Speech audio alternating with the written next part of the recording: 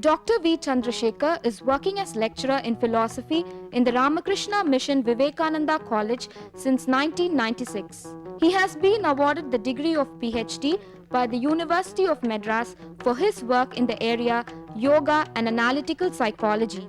He has been teaching Indian philosophy, Western philosophy, and recent European philosophy for undergraduate and postgraduate students. He has participated in many seminars and presented papers in a variety of topics. He has also reviewed 2 books in ethics and Indian culture published by the Tamil Nadu Textbook Society for Plus 2 course.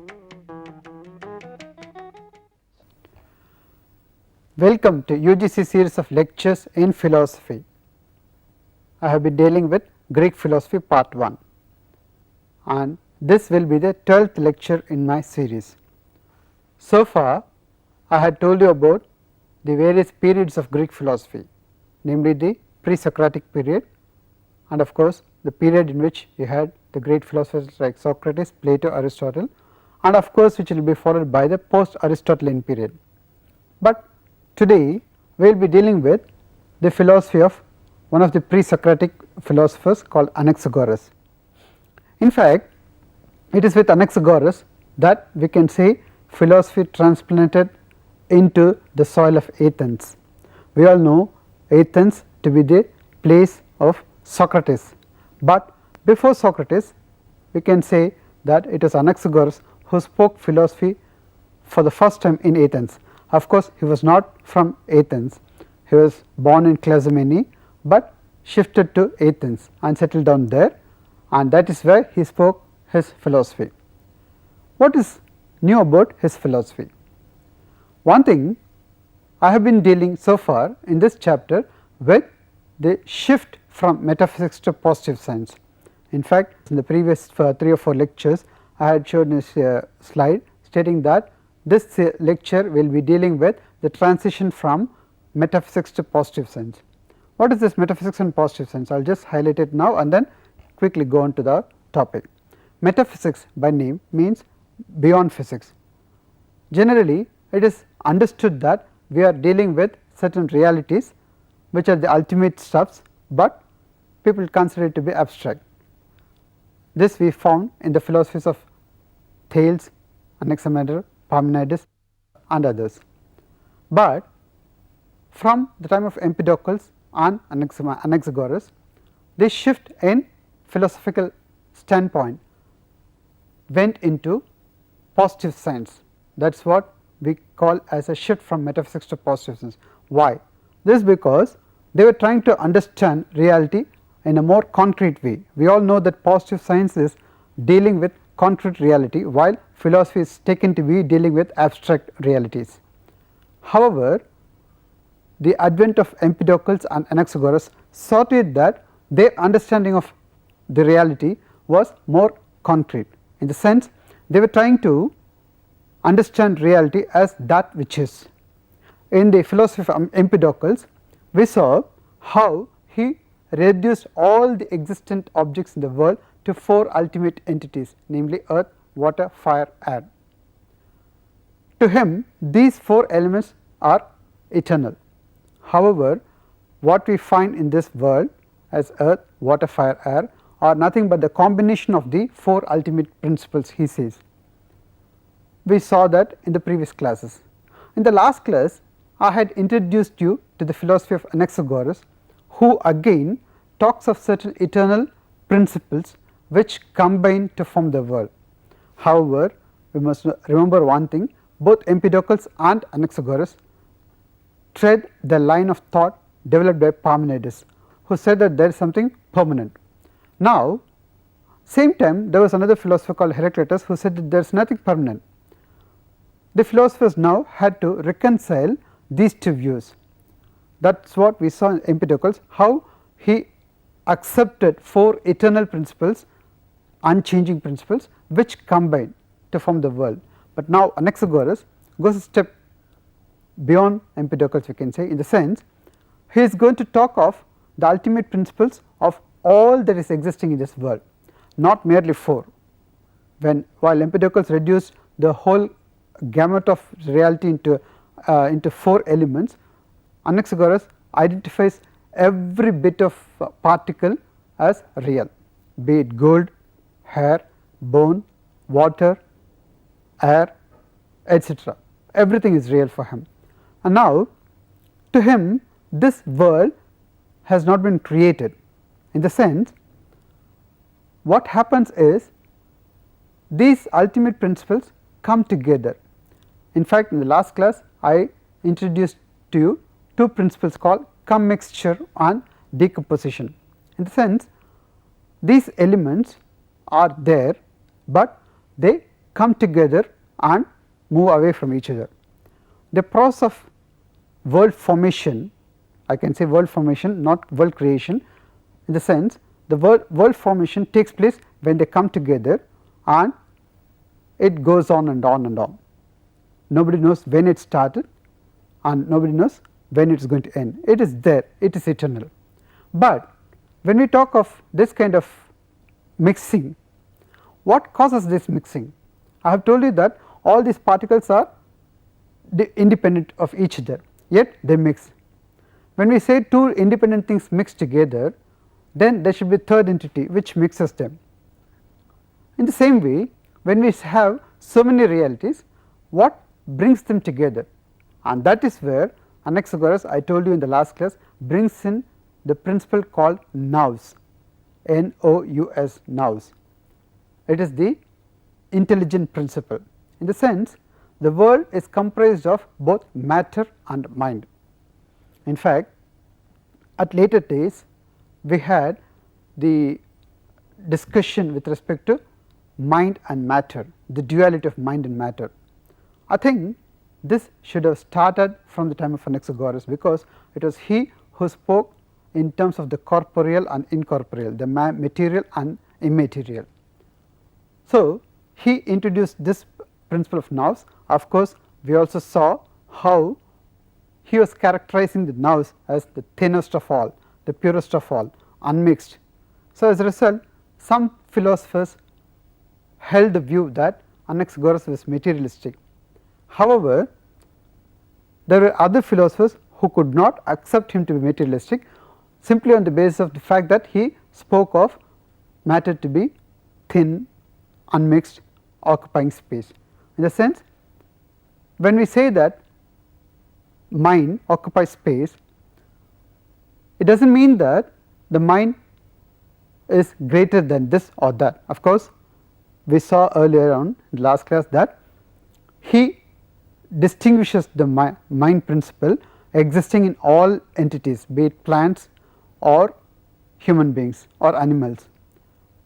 However, he said that they were different in degree.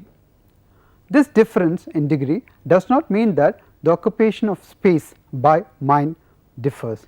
In the sense, when I say that X's mind is greater than Y's mind, it does not mean that X's mind occupies more space than Y. This is what I explained in the earlier class. However, because of this fact, some people do not attribute a materialistic outlook to Anaxagoras' view. This of course is a problem which we saw even in the case of Parmenides. Parmenides' understanding of being was taken to be materialistic by some and taken to be idealistic by some.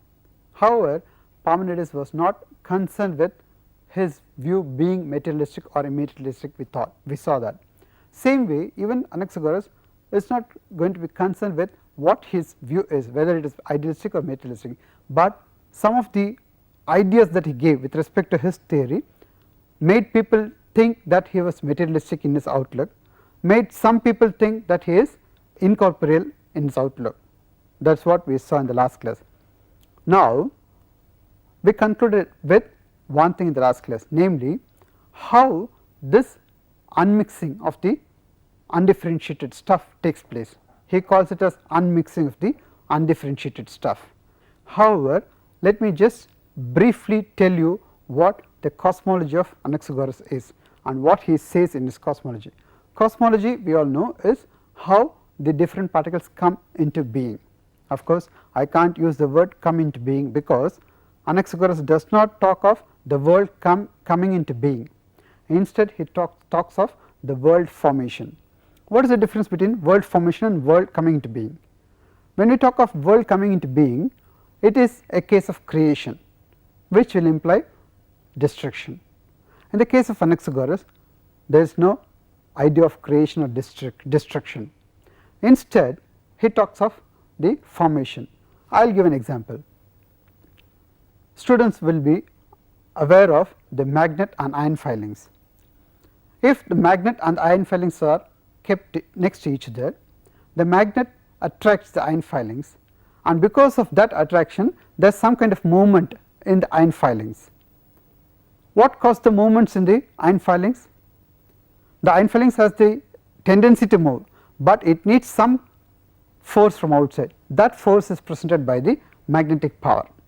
That power acts on the ion filings for the ion filings to move towards each other or move away from each other. Whatever is the case is being caused because of the magnetic power. Something similar to that, we have the different particles, be it wood, water, air, gold, bone, all these things exist together. However, because of the impact of the nows, the intelligent principle, they separate. Now what happens is, I must tell you one thing, these substances, these eternal substances are in a state of mixture. He calls it as the chaotic mixture. Chaotic because there is no rhyme or reason as to why they are together, but then they are together. So he calls it as a chaotic mixture. But then because of the impact of the intelligent principle, the particles separate, and this is what he calls it as unmixing. They separate from each other. However, the separation is not total. This is what we saw in the last class also. The separation is not total. As a result, if it is snow, we say it is white in color. However, what Anaxagoras would say is, though it is predominantly white in color, there is also the color of black in it, but it is predominated by the color of white. Hence, we call it as white. That does not mean that the other colors are not there, they are there, but in a very negligible way. Therefore, be it gold, for example, gold has got all other materials within it, all other particles within it, yet because of the predominance of the particle of gold, we call it as gold, he says, and this unmixing is his cosmology. Where is the world here? The earth forms when once the unmixing takes place in a complete way, the world forms, and that is what we are going to see in the cosmology. I will just present it in the form of slides in the first instance now. Now Anaxagoras' cosmology. In the beginning there was a chaotic mixture of different kinds of matter. The nous produces a vortex at one point in the middle of the mass. This vortex spreads itself outward like rings caused by the fall of a stone in water. Now there is an undifferentiated mass where all eternal particles are put together. The presence of nous, the intelligent principle, creates a kind of a impact, and when it strikes the center of the undifferentiated mass, it creates a kind of a vortex, they say, in the sense when we throw a kind of a pebble in a water, in a pond of water, when the stone goes inside the water also goes along with it, but then ripples are formed around the stone. Something like that, when the nous attacks or impacts on the undifferentiated mass, some kind of ripple is taking place wherein the other particles come together. That is what is being explained now. We will go to the next slide. It goes on forever and continually draws more and more matter out of the infinite mass into itself. The movement therefore is never ending. It causes like kind of matter to come together with the like, gold to gold, wood to wood, water to water, and so on.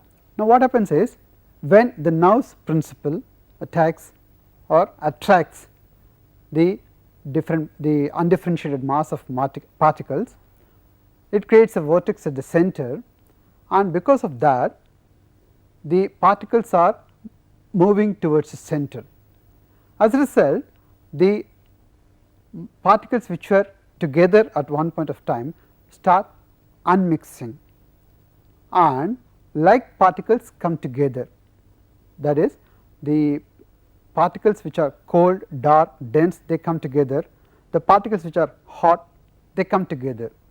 So, as a result, that is why they said like particles come together, and it takes place to such an extent that gold particles come together and form the particle of gold, bone particles come together to form the matter of bone, and so on. So, like particles come together with to form like substances. But one thing you must know, the action of nerves is at the beginning, in the sense it starts the process and then it is just like a witness to what is happening. Its function, we can say, stops there. Maybe its attraction is there continually, maybe we can put it like that, but then it does not move into the particle, it does not get affected. That is why we characterize the nerves in the previous class as being unmixed and pure. However, the rest of the part as to how this takes place, I will be explaining with the help of an animation which we develop, which will be of a very basic nature for our understanding. Of course, we cannot expect the whole thing over here, it is just a case where it can present to you how this can happen, with which you can have some idea, and it was because of this he was attacked by various people, number one.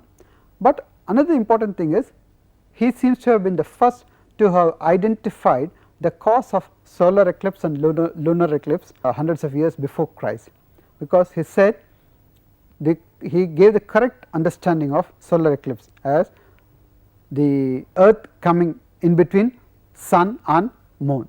He understood the principle of solar eclipse with the understanding that the earth comes in between sun and moon, and that is the cause of solar eclipse, he said.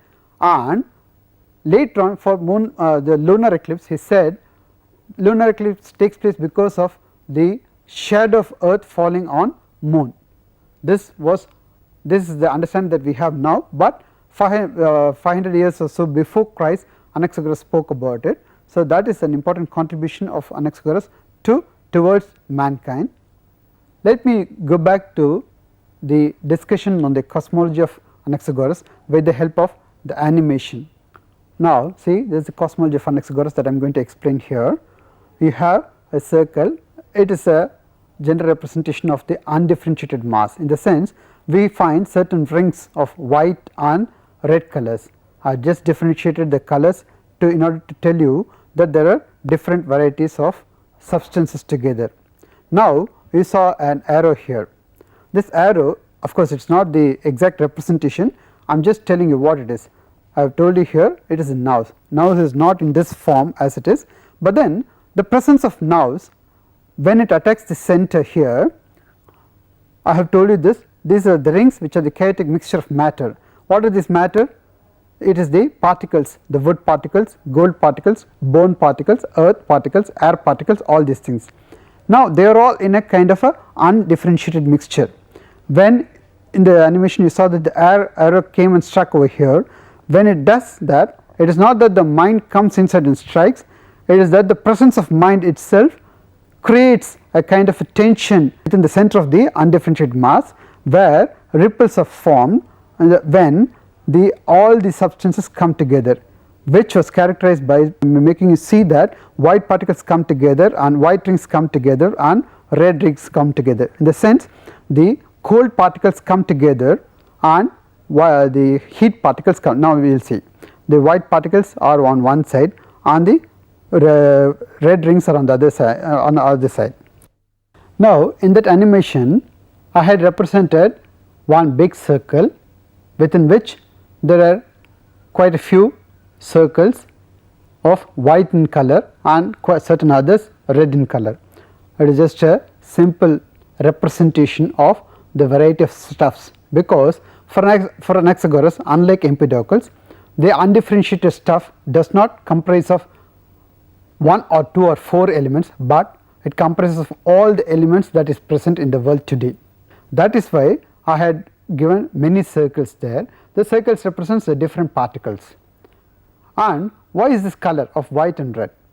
Of course, there is no inner significance to it directly, but it is just for our understanding to know that there are two varieties of, so though there are many substances, they can be clubbed together as being cold and dense on the one side and hot and light on the other side. I can say that the hot and light particles, we can say that they are white circles, and the cold and dense particles are represented with the red circles. Now, what Anaxagoras will say is that when the light particles, the heat particles go towards the center, the upper air ether is formed, while the coming together of the cold particles creates the lower air, and from which, that is from the cold and dense particles, arise the earth. And now, how about moon and the heavenly bodies? This is another important contribution of Anaxagoras. He says moon and the other heavenly bodies are nothing but different stones. In fact, for him sun itself is a red stone, and all other heavenly bodies are thrown away from the earth. That is, when the earth is revolving, moon has come out of it, but this substance which has come out of the earth, that is what we call the moon, reflects the light of the sun.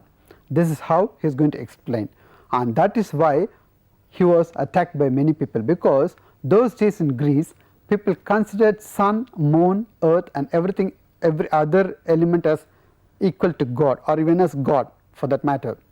But here is one person who was trying to be more scientific in his approach towards moon, earth, sun, by saying that they are nothing but stones. A red hot stone is sun, and another stone is earth, and a stone from that stone is moon. Imagine how it would have been, how he would have felt the impact of his own theory going against him from his people. I think he would have got an idea of what his contribution is and why he is being studied in this section, because this section is titled Transition of Greek Philosophy, the Metaphysics of Greek Philosophy towards Positive Science. You would have understood from his cosmology that he is trying to understand reality in a more concrete way, rather than talking of it as something undifferentiated or indeterminate. He is talking of it in terms of ultimate particles. Of course, we can say it is like this: the children have building blocks. With those building blocks they can make varieties of buildings, but the buildings are made, it can be unmade, but the blocks are eternal. Similarly, according to Anaxagoras and Empedocles, there are eternal particles, they are eternal, they are unchanging, as what Parmenides says, but then they undergo some kind of mutation within themselves, and that is how the world is existing today. That is an important contribution. Let us conclude it right now here. The theory of nows, a first and foremost contribution, it brings up the distinction between corporeal and the incorporeal for the first time. Now, one of the important contribution is his idea of the nous, the intelligent principle. This is taken up to be the important contribution, because it is with this that the distinction between matter and non-matter comes into existence in philosophy. That is a very important contribution. Then the next contribution, another important contribution of Anaxagoras, is the idea of teleology. We know teleology and mechanism. Mechanism says what a thing is, whereas teleology explains why it is and how it is. Now, the presence of the eternal elements says what it is, but the presence of nous brings in the teleological aspect of his cosmology. That is a very important contribution of Anaxagoras. And some observations now on his philosophy. His separation of matter and mind results in irreconcilable dualism. His teleology turns out to be a new theory of mechanism, in the sense the mind principle is there only at the beginning, but then once it initiates action, it is just what it is. So, just like a watch functions throughout the day, the principle of the undifferentiated mass of matter unmixes day in and day out. So, that is another form of mechanism it is said, and then by the theory of minute constituents of things and his emphasis on mechanical process, he paved the way for atomic theory. This is another important contribution we can say. His understanding of the unmixture of the eternal elements leads later on towards a theory, the atomic theory, which is very famous in Greek philosophy, and his enunciation of order from an intelligent mind suggested the theory that nature is the work of design. Because of bringing the principle of nows, he is trying to talk of a kind of order in this universe. That is another important aspect of his philosophy. Now, summary: how the intelligent force behind this world formation nows functions, this is what we saw, and discussion on the nows, whether it is material or immaterial, and lastly the cosmology. With this, the transition from metaphysics to positive science ends. From the next episode, we will be dealing with the other aspects in Greek philosophy. Before that, let me give you some important questions. One of the most important questions that we can think of is his understanding of cosmology, and let me tell you what the questions are. What is nous? Discuss its role in Anaxagoras' cosmology. Describe the cosmology of Anaxagoras in detail. These are the two questions we can find right now, namely, one is with respect to cosmology, a descriptive account of the cosmological framework of Anaxagoras, and another thing is his understanding of the principle of nows in the cosmology. I emphasize on this because the nows plays a very important role in the cosmological framework, but it is there only to initiate. Beyond that, it work stops, and the other things take place by itself, and what its role is a very important factor which we have to deal. That is why I have asked these two as important model questions. Thank you.